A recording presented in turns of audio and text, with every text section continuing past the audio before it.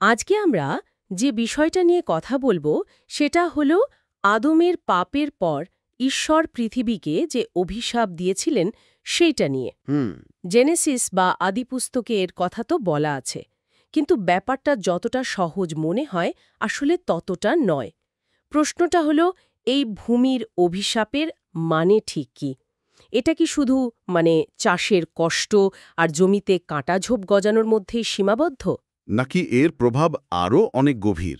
যেমন ধরুন মানুষের বুড়িয়ে যাওয়া, শারীরিক মৃত্যু, মানে মাটিতে ফিরে যাওয়া, হ্যাঁ, হ্যাঁ। এবং ধর্মতত্ত্বের ভাষায় যাকে বলা হয় কার্নাল ডিজায়ার বা দেহগত কামনা, সেগুলো কি এই অভিশাপের অংশ? আমাদের হাতে থাকা সূত্রগুলো এই নিয়ে দুটো একেবারে ভিন্ন আর দারুণ ইন্টারেস্টিং থিওরি সামনে এনেছে। আচ্ছা। আর এই দুটো থিওরির মধ্যে আসল পার্থক্যটা বোঝা যায় যখন আমরা ভবিষ্যতের সেই সহস্র বছরের রাজত্ব বা মিলেনিয়াল কিংডম নিয়ে ভাবি। তখন মানুষের অবস্থা কেমন হবে তা নিয়ে দুই পক্ষের মধ্যে আকাশ পাতাল তফাত। তাহলে চলেন এই মজার কিন্তু বেশ জটিল ব্যাপারটা নিয়ে একটু গভীরে ঢোকা যাক। দেখা যাক দুটো মতবাদ আমাদের কোথায় নিয়ে যায়। আচ্ছা, তাহলে একদম শুরু থেকে শুরু করা যাক। আদিপুস্তক ৩:১৭-১৯, এখানেই তো সবকিছুর শুরু, তাই না? একদম। ঈশ্বর আদমকে বলছেন, যেহেতু সে তার কথা অমান্য করেছে তাই তার জন্য ভূমি অভিশপ্ত হল। জীবনভর কঠোর পরিশ্রম করে তাকে ফসল ফলাতে হবে, জমিতে কাঁটা আর শিয়াল কাঁটা জন্মাবে। আর শেষে সে মাটিতেই মিশে যাবে। হ্যাঁ, কারণ তাকে মাটি দিয়েই তৈরি করা হয়েছিল। আপাতদৃষ্টিতে তো বেশ সোজাসাপটা ব্যাপার মনে হচ্ছে। ঠিক। কিন্তু আমাদের সূত্রগুলো বলছে এর পিছনে শয়তানের একটা বড় ভূমিকা আছে। অভিশাপটা শুধু কাটাঝোপ বা কঠিন পরিশ্রমেই থেমে থাকেনি। ও এই যে বলা হলো মাটি অভিশপ্ত, শয়তান ঠিক এই মাটি বা মানুষের নশ্বর দেহটাকেই তার রাজত্বের জায়গা বানিয়ে নিয়েছে। আচ্ছা। অভিশপ্ত দেহ থেকে জন্ম নেয় এক ধরনের প্রবৃত্তি, যাকে আমাদের সূত্রগুলোতে একটি নির্দিষ্ট কোরিয়ান শব্দ ব্যবহার করে বলা হয়েছে ইউকছে উই সোয়োক, যার মোটামুটি অর্থ হল দেহগত কামনা।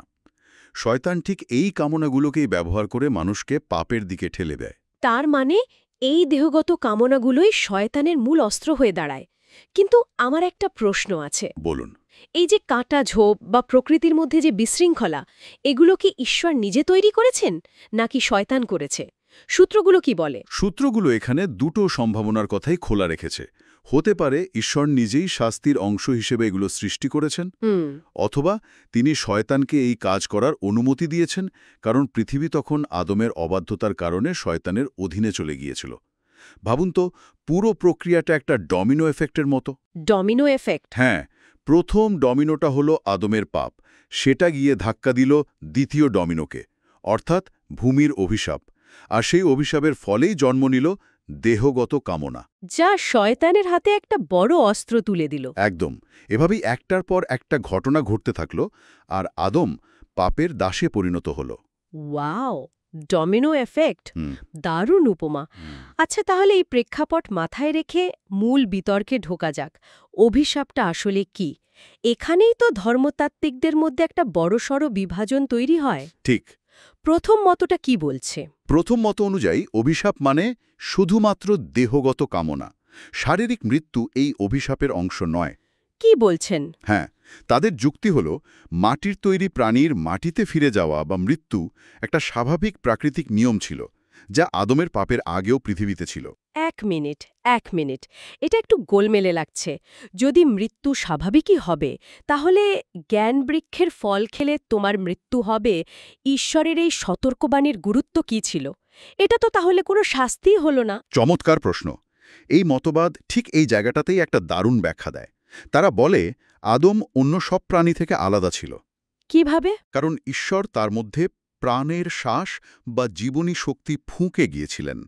আমাদের হাতে থাকা একটি সূত্রে এই জীবনী শক্তি বা হিব্রুতে নিশমাত খাইমকে পবিত্র আত্মার সাথে তুলনা করা হয়েছে, যার কোরিয়ান পরিভাষা হল স্যাঙ্গি। সাইঙ্গি। এই বিশেষ শক্তির কারণে আদম বার্ধক্য এবং মৃত্যুর ঊর্ধ্বে ছিল। ব্যাপারটা অনেকটা সুপারহিরো সিনেমার মতো। আদমের কাছে একটা বিশেষ শক্তি ছিল, যা তাকে অজেয় করে রেখেছিল। তার মানে সে অমর ছিল না, কিন্তু তার না মরার ক্ষমতা ছিল। একদম। যখন সে পাপ করল, সে ওই বিশেষ শক্তিটা হারিয়ে ফেলল। জীবনী শক্তি তাকে ছেড়ে চলে গেল আর সে অন্য সব প্রাণীর মতোই মরণশীল হয়ে পড়ল। ও আচ্ছা। তাই তার মৃত্যুটা কোনো নতুন অভিশাপ ছিল না, বরং তার সুপার পাওয়ার হারানোর ফল ছিল। আসল অভিশাপ ছিল তার ভেতরে জন্ম নেওয়া ওই নতুন প্রবৃত্তি, ওই দেহগত কামনা, যা তাকে পাপের দিকে টানতে শুরু করল। ওয়াও, এই ব্যাপারটা তো আমি এভাবে ভাবিনি। তার মানে আচ্ছা, তাহলে যিশু, যিনি কিনা পবিত্র আত্মায় পূর্ণ ছিলেন, তিনিও বুড়িয়ে যাচ্ছিলেন? হুম। তিনি তো প্রায় ৩০ বছর বয়স পর্যন্ত বেঁচে ছিলেন। তার মধ্যেও তো বার্ধক্যের স্বাভাবিক লক্ষণগুলো ছিল। এটা তো প্রথম থিওরিটার জন্য একটা বড় চ্যালেঞ্জ। যদি পবিত্র আত্মাই বার্ধক্য ঠেকিয়ে রাখে, তাহলে যিশুর ক্ষেত্রে কেন সেটা হলো না? ঠিক এইখানেই এসে দ্বিতীয় মতবাদটি প্রাসঙ্গিক হয়ে ওঠে এবং এই কঠিন প্রশ্নের একটা উত্তর দেওয়ার চেষ্টা করে। আচ্ছা। এই মত অনুযায়ী অভিশাপের মধ্যে দেহগত কামনা এবং শারীরিক মৃত্যু দুটোই অন্তর্ভুক্ত। দুটোই? হ্যাঁ, দুটোই। তাদের মতে আদমের পাপের আগে পৃথিবীতে কোনো ধরনের মৃত্যু, ক্ষয় বা বার্ধক্য ছিল না। শুধু প্রাণী নয়, উদ্ভিদেরও না। সবকিছুই ছিল নিখুঁত। আদমের পাপ শুধু তাকে নয়, তার অধীনস্থ গোটা সৃষ্টিজগৎকে কলুষিত করেছে। রোমিও ৮ অধ্যায়ে পৌল তো এমন কথাই বলেছেন, তাই না? যেখানে বলা হয়েছে সমগ্র সৃষ্টি সকার দাসত্ব বা বন্ডেজ টু ডিকের অধীনে ক্রন্দন করছে। একদম। এই দ্বিতীয় মতবাদটি ওই সকার দাসত্ব কথাটিকে আক্ষরিক অর্থেই নেয়। বিষয়টা এমন যে আদমের পাপের পর শুধু মানুষ নয়, গোটা প্রকৃতিই যেন একটা ক্ষয় বা ডিকে হওয়ার নিয়মের অধীনে চলে আসে। ঠিক যেমন একটা নতুন গাড়িও সময়ের সাথে সাথে পুরনো হয়, মরিচা ধরে, প্রকৃতির সবকিছুই সেভাবে ক্ষয় হতে শুরু করে। তাই বার্ধক্য, মৃত্যু এবং দেহগত কামনা সবকিছুই হলো একটা প্যাকেজ ডিল, যা অভিশাপের অংশ হিসেবে এসেছে। তার মানে এই মত অনুযায়ী যিশুর দেহে বার্ধক্যের ছাপ দেখা গিয়েছিল, কারণ তিনি এই অভিশপ্ত পৃথিবীতে এসেছিলেন এবং অভিশপ্ত মানব দেহ ধারণ করেছিলেন। ঠিক। অভিশাপটি ব্যক্তিগত পাপের ফল নয়, বরং সমগ্র সৃষ্টির ওপর আরোপিত একটি অবস্থা। ঠিক তাই। এই মতবাদ অনুযায়ী মৃত্যু কোনো প্রাকৃতিক নিয়ম ছিল না, বরং এটি ছিল পাপের সরাসরি ফল, যা আদমের মাধ্যমে সমগ্র জীবজগতে প্রবেশ করেছে। দুটো থিওরিই কিন্তু দারুণ শক্তিশালী যুক্তি দেখাচ্ছে। কিন্তু এদের মধ্যে আসল পার্থক্যটা কোথায় সবচেয়ে ভালোভাবে বোঝা যায়? আমার ধারণা, সহস্র বছরের রাজত্ব বা মিলেনিয়াল কিংডমের ধারণাটা এখানে একটা লিটমাস টেস্টের মতো কাজ করে, তাই না? একেবারে। কারণ এই সহস্র বছরের রাজত্ব হল এমন একটা সময় যখন পৃথিবীর অভিশাপ তুলে নেওয়া হবে আর শয়তানকে বন্দী করে রাখা হবে। এখন প্রশ্ন হল, সেই সময় মানুষের দৈহিক অবস্থাটা কেমন হবে? এখানেই দুটো মতবাদ পুরোপুরি আলাদা হয়ে যায়। আচ্ছা, তাহলে প্রথম মতটা দিয়ে শুরু করা যাক। যদি অভিশাপ শুধু দেহগত কামনা হয়, তাহলে সেই রাজ্যে কি হবে? সেই ক্ষেত্রে যেহেতু অভিশাপ অর্থাৎ দেহগত কামনা তুলে নেওয়া হয়েছে, তাই তখন যারা জন্মাবে তাদের মধ্যে কোনো পাপ প্রবৃত্তি থাকবে না। আচ্ছা। কিন্তু যেহেতু এই মত অনুযায়ী মৃত্যু কোনো অভিশাপ নয়, বরং একটা প্রাকৃতিক নিয়ম, তাই মানুষ তখনও বুড়ো হবে এবং মারা যাবে। তাই নাকি? হ্যাঁ, যদিও তাদের আয়ু হয়তো অনেক দীর্ঘ হবে, যেমনটা মহাপ্লাবনের আগে মানুষের ছিল, প্রায় 1000 বছরের কাছাকাছি। তার মানে সখরীয় ৮ অধ্যায়ে যে বৃদ্ধদের লাঠি হাতে রাস্তায় বসে থাকার বর্ণনা আছে, সেটাকে তারা আক্ষরিক অর্থে নিচ্ছে। লাঠিটা এখানে বয়সের ভার আর দুর্বলতার প্রতীক? হ্যাঁ, তারা ঠিক এভাবেই ব্যাখ্যা করে। সেই রাজ্যে শুধুমাত্র যাজক শ্রেণী, অর্থাৎ যারা পুনরুত্থিত মহিমান্বিত দেহ পাবে, তারাই অমর হবে, কিন্তু সাধারণ মানুষ যারা জন্মাবে তারা মরণশীলই থাকবে। তাদের জীবন হবে দীর্ঘ ও শান্তিপূর্ণ, কিন্তু অনন্ত নয়। ঠিক। কিন্তু দ্বিতীয় মতটা তো পুরো ছবিটাই পাল্টে দেবে, তাই না? যদি মৃত্যু আর ক্ষয়ও অভিশাপের অংশ হয়, তাহলে তো সিনারিওটা একেবারে অন্যরকম হবে। সম্পূর্ণ অন্যরকম। সেক্ষেত্রে সহস্র বছরের রাজ্যে যখন অভিশাপ তুলে নেওয়া হবে, তার মানে সোকারের দাসত্ব থেকেও সৃষ্টি মুক্তি পাবে। তার মানে এর অর্থ হল তখন কোনো বার্ধক্য থাকবে না, কোনো মৃত্যু থাকবে না। মানুষ বা প্রাণী কেউই বুড়ো হবে না বা মারা যাবে না। জীবন হবে অনন্ত। তাহলে সখরীয়র ওই লাঠি হাতে বৃদ্ধদের বর্ণনার কি হবে? এই মতবাদ অনুযায়ী ওই বর্ণনাটি প্রতীকী। লাঠি এখানে বার্ধক্যের চিহ্ন নয়, বরং সম্মান, প্রজ্ঞা বা কর্তৃত্বের প্রতীক। ও আচ্ছা। যেমন একজন বিচারক বা রাজার হাতে রাজদণ্ড থাকে। আর এই মতের সমর্থনে যিশাইয়র বই থেকে শক্তিশালী প্রমাণ দেওয়া হয়, যেখানে বলা আছে বাঘ আর মেষশাবক একসাথে থাকবে। ঠিক। শিশু সাপের গর্তে হাত দেবে, কিন্তু কোনো ক্ষতি হবে না। এটা এমন এক জগতের ছবি আঁকে যেখানে কোনো হিংসা, ক্ষয় বা মৃত্যু নেই। সত্যি, দুটো দৃষ্টিভঙ্গি ভবিষ্যতের পৃথিবীকে দুটো ভিন্ন চোখে দেখছে। একটাতে মানুষ দীর্ঘজীবী কিন্তু মরণশীল, অন্যটাতে পুরোপুরি অমর। কিন্তু গল্পের শেষে তো একটা বড়সড় টুইস্ট আছে।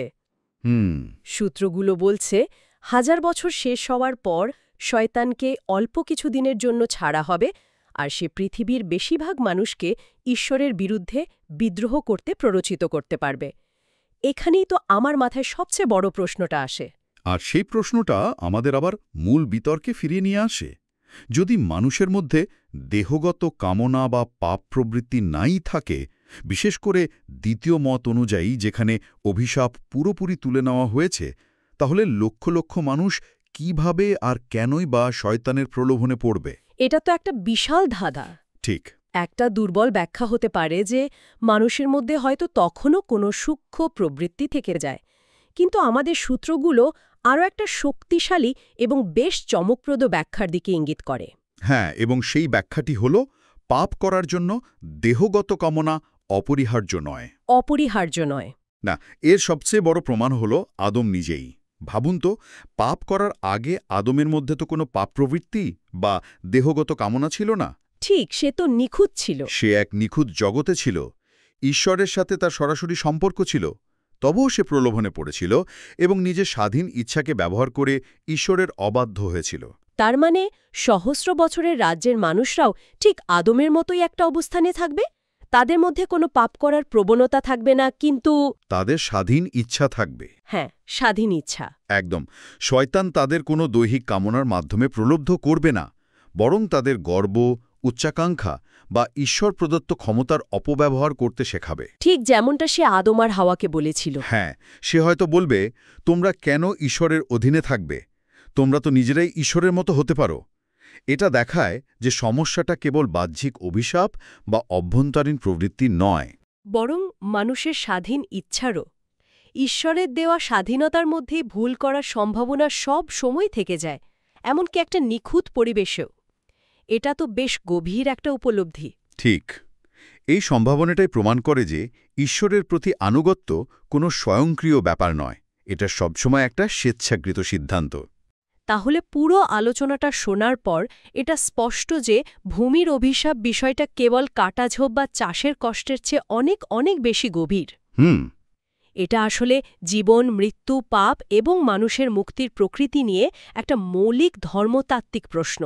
আর দুটো সম্পূর্ণ ভিন্ন দৃষ্টিকোণ থেকে এর ব্যাখ্যা করা সম্ভব, যা আমাদের ভবিষ্যৎ এবং ঈশ্বরের পরিকল্পনা সম্পর্কে ধারণাকে পুরোপুরি পাল্টে দিতে পারে। সবশেষে আমাদের শ্রোতাদের জন্য একটা চিন্তার খোরাক রেখে যেতে চাই।